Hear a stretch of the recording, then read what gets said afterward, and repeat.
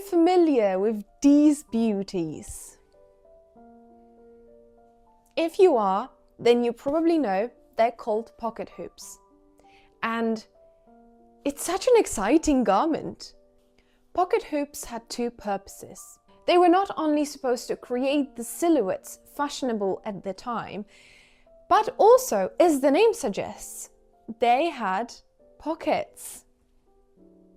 It was extremely practical for the pockets to be a part of the hoops instead of being a separate item. If you're familiar with the fashion of the 18th century, you might know something about the hooped petticoats, otherwise called panniers. Panniers were a symbol of status, especially at court. The wider the pannier, the more fabric had to be used to sew the skirts that would come on top of it, which in turn meant that you had more money to spend. But if you decided to take a stroll through the streets of the cities, you'd see that those wide panniers wouldn't exactly fit the fast pace of the city life. And here's why. The pocket hoops were much more popular in town. They were, of course, still creating that famous silhouette of the times, but you would actually fit in the doors. If you've seen my previous videos, you'll probably know that I mostly focus on the 19th century, and this garment definitely didn't make its way to the 19th century. So why have I decided to create this now? You might be aware of the ongoing debates in the realm of internet about women's and men's pockets. Since men's pockets are much larger these days than women's pockets, I wanted to draw attention to the time period where women's pockets were actually much larger than men's. I mean, just imagine how many things you'd be able to fit in both of these, if it was full scale. But of course, we also have to consider those that didn't have pocket hoops. In that case, pockets would be tied around your waist and you could still access them through the slits in your dress and your petticoat. Although, in my opinion, these are more practical and definitely larger than the ones that would come as a separate accessory. I should also probably mention why I decided to do this project in half scale. Well, I don't exactly find myself in need of pocket hoops at the moment, and they can take quite a bit of space, although, as you might know, they can be foldable, which definitely saves a lot of space. But half scale, in costume or fashion, is often used to reduce the amount of materials that you use, and what goes with this is the cost of those materials. It also takes much less time to create in half scale than full scale. So for the first stages of your project, you might want to choose this for sustainability and lower budget. Can we just take a moment to admire her? I mean, isn't she cute with those hoops? She looks very cute to me. And the bow at the back. Look at this. So adorable.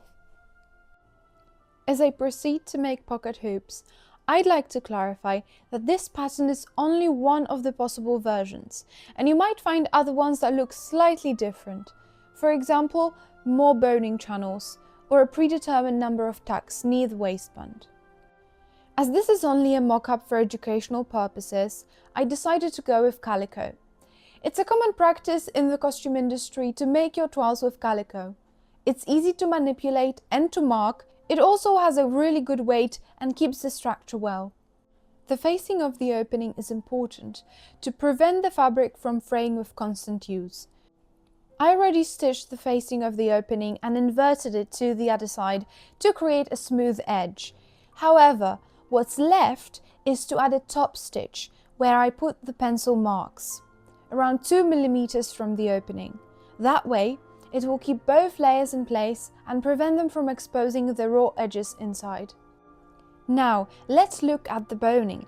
In this case, I'm using Rigiline, but in full-scale pocket hoops, I'd advise to choose something more rigid, such as plastic boning or imitation whalebone. As you can see, they are different sizes since the front part of the hoops is not an even rectangle.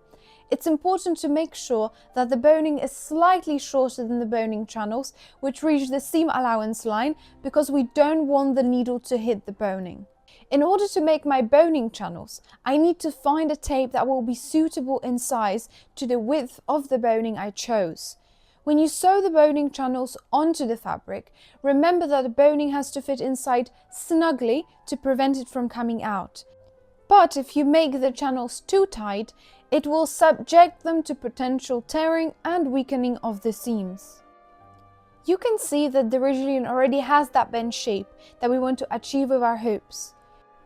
Next, we need to finish the top edge of the square part that will be closest to the body.